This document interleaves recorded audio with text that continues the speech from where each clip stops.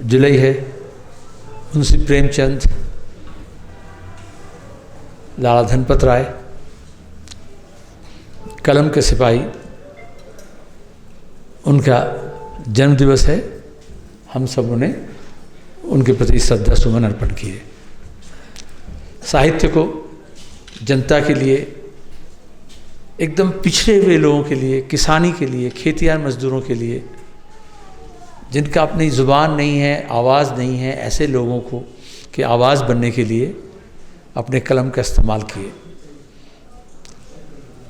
आज भी ऐसे लोगों की ज़रूरत है और यही कारण है कि युवा आंदोलन, युवा संगठन करते हुए रोज़गार के लिए, शिक्षा के लिए, अन्य मांगों को लेकर के और रचनात्मक कामकाज के बीच अपने पत्रिका और पुस्तिका प्रकाश करते रहती है।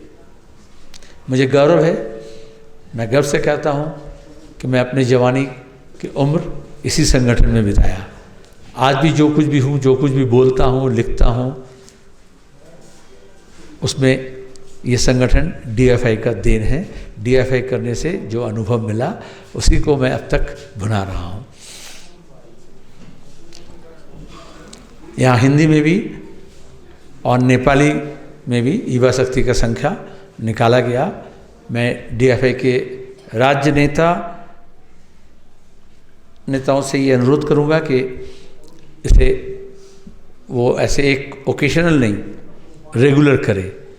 हमें मालूम हुआ कि हिंदी वाला मामला, जैसे मंथली बंगला में युवा शक्ति है, त्रैमासिक क्वार्टरली हिंदी में निकलता रहता है, और ये नेपाली में जो आज यहाँ के उद्घाटन किए, यहाँ की जिम्मेदारी है, खास करके नेपाली भाषी जो हमारे कॉमरेड हैं, कि इसको किस तरह से नियमित किया जाए। कठिन है लेकिन करना पड़ेगा। आप इस कार्यक्रम को करते वक्त भी देखें, हिम्मत के साथ आपने किया है। जो भी कार्यक्रम किए, शहीदों के घर गए, कल यहाँ ध्रुवों ने कहा मास कलेक्शन किए, उत्साह से लोग हिस्सा लिए और सहारा दिए।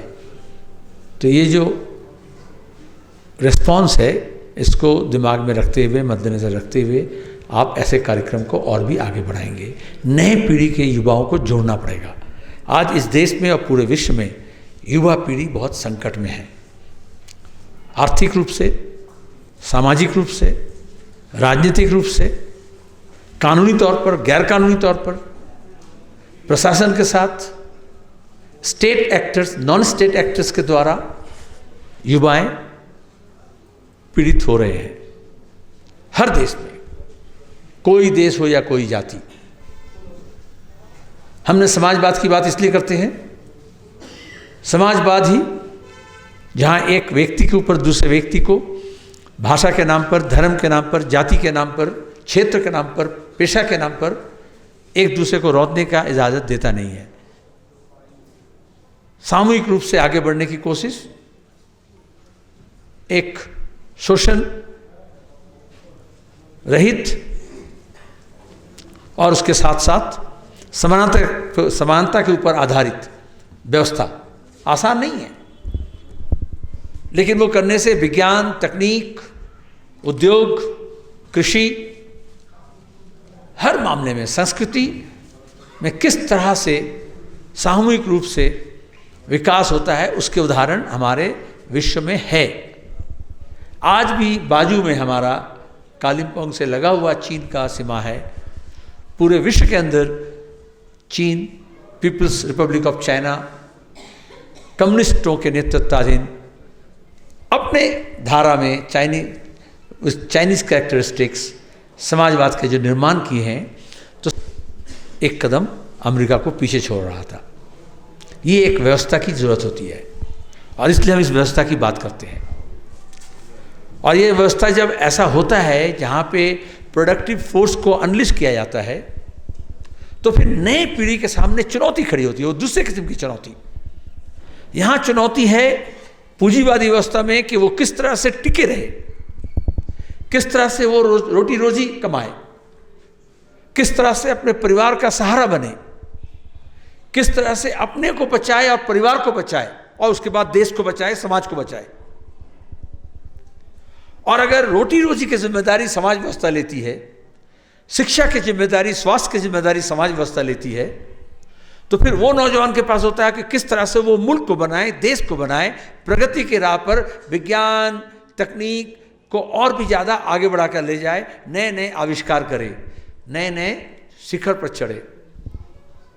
ये दोनों में अंतर होता है। आज हमारे देश की तरफ हम क्या देख रहे हैं? एक तरफ बेरोजगारी है, मैं उस आंकड़ों में नहीं जाना चाहता, आप डीएफआई के लोग भली बात ही जानते हैं। और डीएफआई का मूलभूत जो लड़ाई है, वैचारिक सैद्धांतिक लड़ाई के साथ साथ, वो है रोजी का सवाल, जॉब फॉर ऑल, शिक्षा का सवाल, एजुकेशन फॉर ऑल। और वो सिर्फ मांग नहीं, हम शिक्षा के बारे में ये चाहते हैं कि शिक्षा में उतना खर्चा हो, बजट का 10वां हिस्सा हो। आज तक वो मान नहीं गया। जीडीपी का 6%, इससे सीधा प्रहार होता है आम लोगों के अंदर, जो हमारे श्रमिक हैं, मजदूर हैं, मध्यम वर्ग है, निम्न वर्ग है। शिक्षा के खर्च हमें उठाना पड़ता है। वामपंथा का मतलब यह है कि शिक्षा एक सोशल इन्वेस्टमेंट है, और वो ना होने से अगर अपने आप में हो, कोई ऑस्ट्रेलिया कनाडा जाके पढ़ सकते हैं, कोई एमिटी यूनिवर्सिटी में पढ़ सकते हैं प्राइवेट में, लेकिन बाकी जो सरकारी स्कूल है, कॉलेजेस हैं, वो चौपट हो जाएगा। आज बंगाल की तरफ आप देखो, पूरे देश की तरफ देखो, सरकारी स्पॉन्सर्ड सपोर्टेड जो एजुकेशनल सिस्टम है वो चरमरा रहा है, प्राइमरी से लेकर हायर सेकेंडरी तक। और सीधा असर आप देखो, जो रोजगार मिलता है, जिनको नौकरी मिलता है स्कूल में, 26,000 का नौकरी गया। जब वाम मोर्चा की सरकार थी, हर साल school service commission, Madras service commission, college service commission, और उसके पास नियोग पत्र। अभी कोई भी शिक्षक से मुलाकात होता है, अभी ट्रेन में आते आते मुलाकात हुआ तो बोलते हैं हम शिक्षक हैं, लेकिन साथ साथ बोलते हैं कि हमें 2010 में नौकरी मिला था। 2010 मतलब 11 से पहले और 2011 के बाद का अंतर ये है कि शिक्षकता एक पेशा के रूप में जिस तरह से सम्मानीय था, मर्यादा करता, वहाँ से वो घट गया। रोजगार है नहीं, शिक्षित बेरोजगार, आप पहाड़ में हो या समतल में हो, चाहे नेपाली हो, चाहे हिंदी भाषी हो, चाहे बंगला भाषी हो, चाहे उर्दू भाषी हो, चाहे कोई भी भाषा के हो, शिक्षित होकर के पहले था कि उनको टेट, फिर बीएड, डीलेट, ये एक बार करना पड़ेगा, उसके बाद नौकरी हो जाएगा। और आजकल बीएड, डीलेट करके सब बैठे हुए हैं। जिनको नौकरी मिला था उनका नौकरी किया, और वो कल भी नवान्नों में जा रहे हैं फरियाद लेकर के, कोर्ट के चक्कर लगा रहे हैं। तो इसीलिए सामाजिक राजनीतिक स्थिति के बारे में जायजा लेना पड़ता है। अंतर तो हुआ, और सिर्फ शिक्षा में नहीं, रोजगार है कहां? अच्छा, राज्य सरकार की स्थिति है, तो केंद्र सरकार, आप रेल, बीमा, बैंक, कौन, पोस्ट ऑफिस, किस विभाग में आप देखते हो कि नियोग के लिए विज्ञापन निकल रहा है? रोजगार है नहीं। ऑर्गेनाइज सेक्टर में हो, चाहे प्राइवेट सेक्टर में हो, या पब्लिक सेक्टर में। और जो भी हुआ, कुछ लोग बोले नहीं, असल में आपका तो एम्प्लॉयबिलिटी नहीं है, ऐसे बोलते हैं। और अगर एक बार कंप्यूटर सीख ले तो नौकरी हो जाएगा। हर दौर में ऐसा होता है, वो व्यवस्था के परेशानी नहीं बोलते। हम जब नौजवान थे, हमारे पहले वाले पीढ़ी को ये कहा गया कि टाइप शॉर्ट हैंड सीख लेने से नौकरी हो जाएगा। सब इलाके में टाइप शॉर्ट हैंड स्कूल बन गया। फिर कंप्यूटर जब आया, बोले कंप्यूटर सीख लेने से नौकरी हो जाएगा। और अभी टीसीएस, अभी बोलते हैं एआई अगर हो जाएगा तो नौकरी मिल नहीं जाएगा, नौकरी चला जाएगा। 10,000 लोगों को टीसीएस, सबसे बड़ा जो टाटा कंसल्टेंसी सर्विस है इस देश में, उसको वो छटाई कर रहे हैं। ये शुरुआत है, ये सिर्फ टीसीएस नहीं।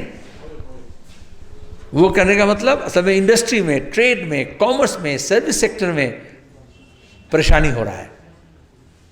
ये कह रहे हैं कि उन्नयन है ज्वार, वो कह रहे हैं कि विकास, लेकिन नौजवान के दृष्टिकोण से देखो तो उनका रोजगार का अवसर है नहीं, और जो रोजगार कर रहे हैं उनको बिठाया जा रहा है, निकाला जा रहा है, छटाई किया जा रहा है।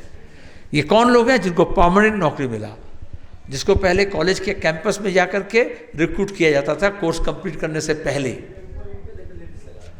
वास्तवता ये है, लेकिन इतना ही नहीं है। जो परमानेंट नौकरी करते थे, जो पढ़े लिखे हैं, जो एकदम एजुकेटेड हैं, प्रोफेशनल हैं, उनको छटाई किया जा रहा है। और जो